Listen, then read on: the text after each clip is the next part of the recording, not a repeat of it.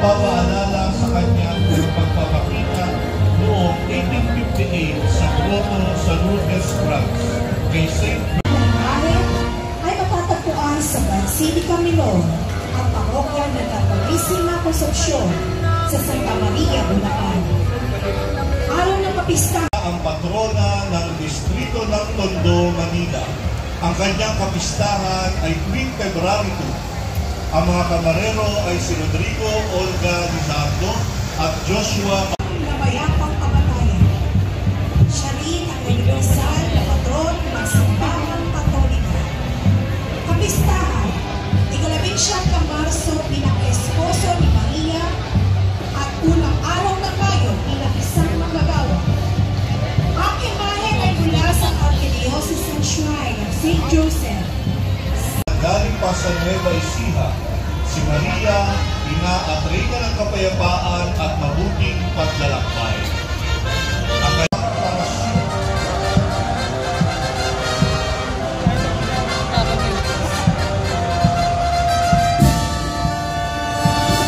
Ang tinulong ito ay ang apalisyon ng mahal na Birhen sa tatlong bata sa Fatima sa bansang Portugal.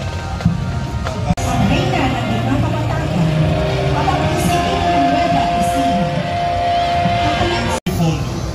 Ang orihinal na imahe ay dinala sa bansa ng Gobernador General na si Juan Miguel de Tabora mula sa Mexico sa pamamagitan ng Pilipino. Ito ay isa sa may pinakamaraming deboto sa loob at labas. Araw ng kapistahan, 31 ng Mayo. Kamarero na maaaring hingan ng tulong at panalangin ng isang mananampalataya. Ang kanyang kapistahan ay tuwing May 31. Ang kamarero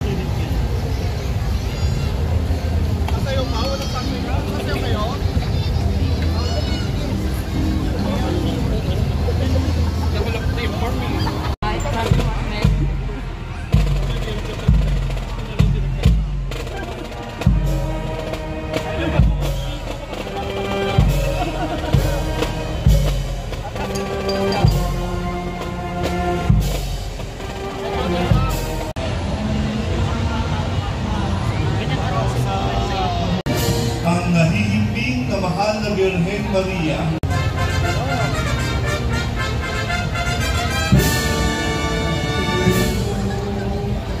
Ang debosyon sa Birhen ng Paliwanagan ay batay sa isang kahoy na estatwa ng Birhen Maria na unang nakilala sa Roma.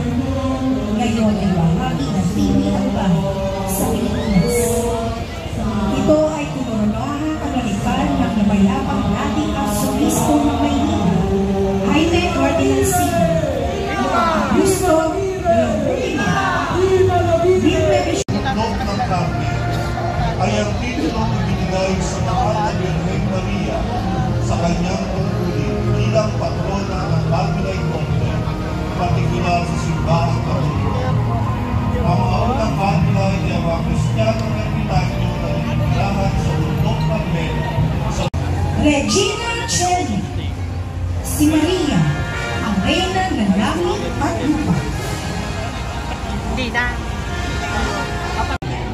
Kung paanong si Maria ay may kahulugan sa pamamagitan ng araw ng Senso Cristo.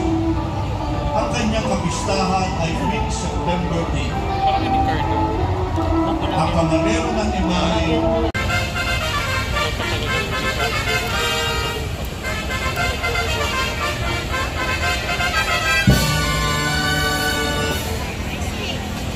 Ang mahal na Birhen Lumuluha ay isa sa mga debosyon na inumigay sa mahal na Birhen Maria na nababatay sa mga kwento ng mga apalisyon na iniulat.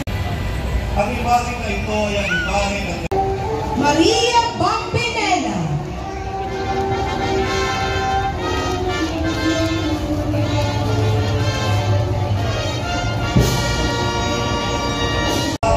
Mater Inviolata.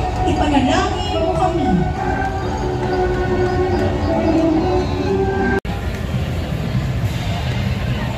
si Maria, ang tagapalang ng mga buhol.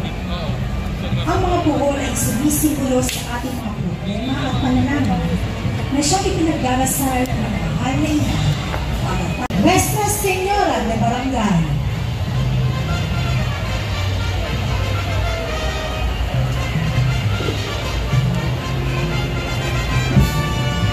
Meron ng imahe kay Ann Messina, Nuestra Señora del Santísimo Rosario de Managua. Ipanalangin mo kami.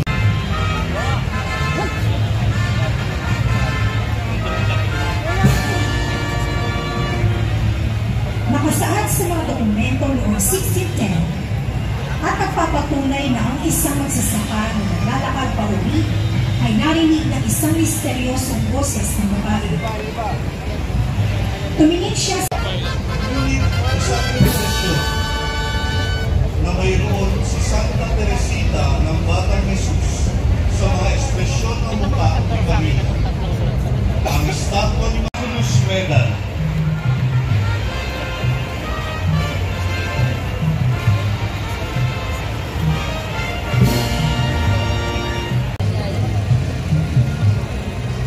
Camarero, Pangjun Compada, Immaculada Concepcion, Ipanalangin mo kami. La Inmaculada Concepcion de Malabon, Mario de la Luna Pascual, Our Lady of the Bible, ipanalangin mo kami. Maalala sa mundo. Araw ng kapistahan, tuwing 27 ng Nobyembre, Camarero Benilda Oronce. Nuestra Señora de la Medalla Milagrosa.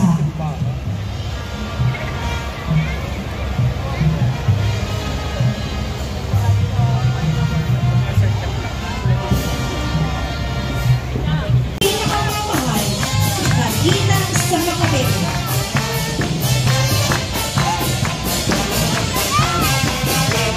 Feast Day, first Sunday of May. 1 week after the feast of the original image of Ave Maria in Macabebe, Pampanga. Camarero, Maris Maria Chapel.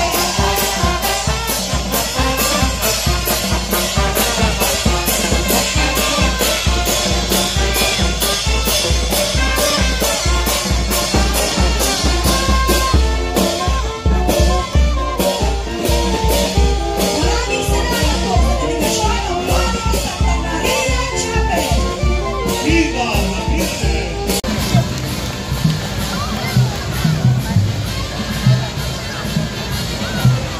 Masalubong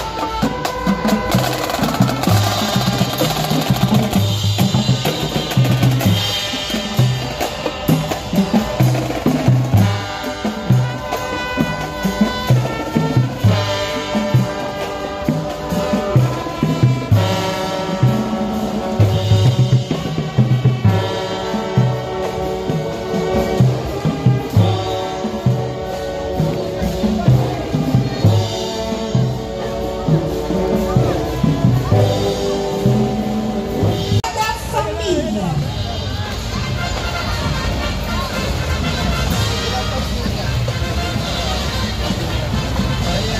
Nueva Ecija.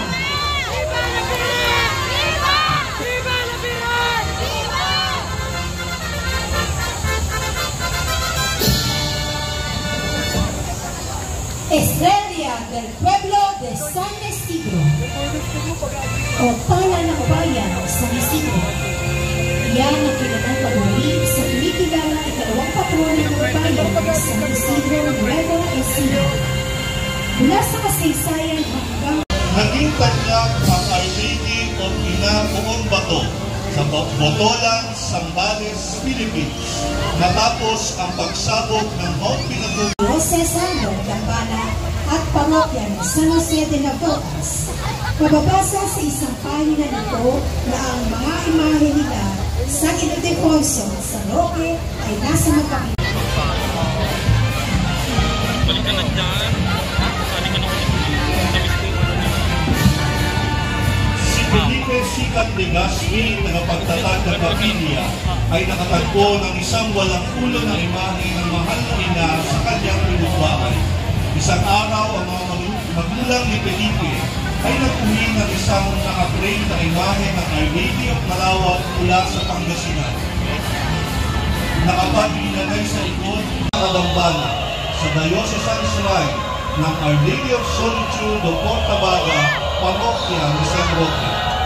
Ang imahe ng seremonyal na kinaranahan noong November 17, 1978, kahit na matagal ng pinagtatalunan bilang hindi lehitimo dahil sa kakulangan ng opisyal. 2 pintong rosas sa kanyang mga paanan at may hawak na puting rosaryo. Ganito inilarawan si Ganito inilarawan ni Santa Bernardita ang mahal na Birheng Maria nung siya'y nagpakita sa kanya ng 18 beses. Simula 11 ng Pebrero hanggang 16 ng Hulyo, 1858. Dala-dala ang mensahe ng pagkagaling loob sa Panginoon mula sa Archdiocesan Shrine and Parish of Our Lady of Loreto.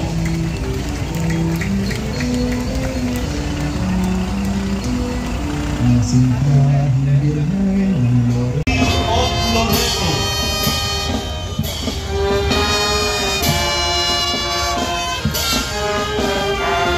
Ayon sa tradisyon, naninalang dinala ng mga anghel ang bahay ng banal na pamilya mula Palestine patungong Loreto, Italia. Sisto, ang unang taong gumamit ng titulo ng bayan noong taong 345 AD. Ipinalaganap din ni San Juan Bosco ang parehong negosyon nila. Sa muling pagkabuhay ng katawan at laman, ipinahayag ni Palit na ahoy na mahogani ang katawan na natatakpan ng tila. Ang ulo at mga kamay ng mag-ina na gawa sa galing. Nakatayo ang imahen sa isang granite batay sa salaysay ng tanyag na nagpapakita ng mahal na ina kay Apostol Santiago ng Saragossa, Espanya. Ang imahe ay nagsusuot ng Buddha na kapa, peluka at corona para sa ina at anak. Ang imahe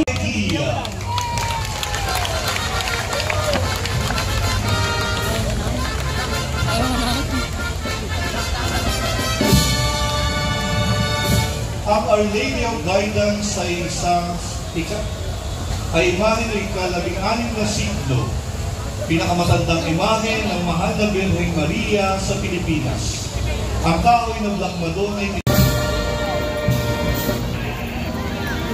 ang titulo Our Mother of Consummation ay ang pangunahing debosyon kay Maria sa loob ng Agustinian Order kahit na mula pa noong ika-17 ng siglo. Ang pinagmulan nito sa mga Agustinians ay direktang nakatali sa buhay nila Santa Monica at San Agustin na karaniwang inilalarawan kasama ng mga figura ni Maria at ang Batang Jesus sa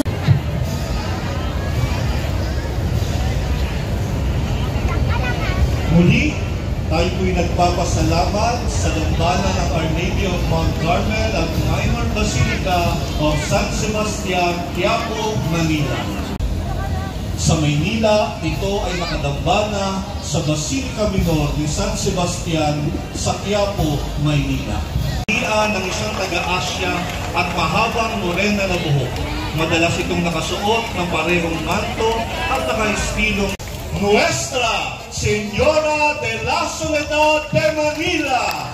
¡Viva la Virgen! Viva! ¡Viva la Virgen de Soledad! Viva! ¡Viva la Virgen! Viva! Ang ina at reyna ng Maranita, isang malungkot ngunit napakahulugang imahe ng masintahing ina. Makikita sa larawang ito ang mahal na ina na nakasuot ng itim, nakaluhod at nagmumuni-muni sa mga instrumento ng pagdurusa ni Jesus. Ang krus,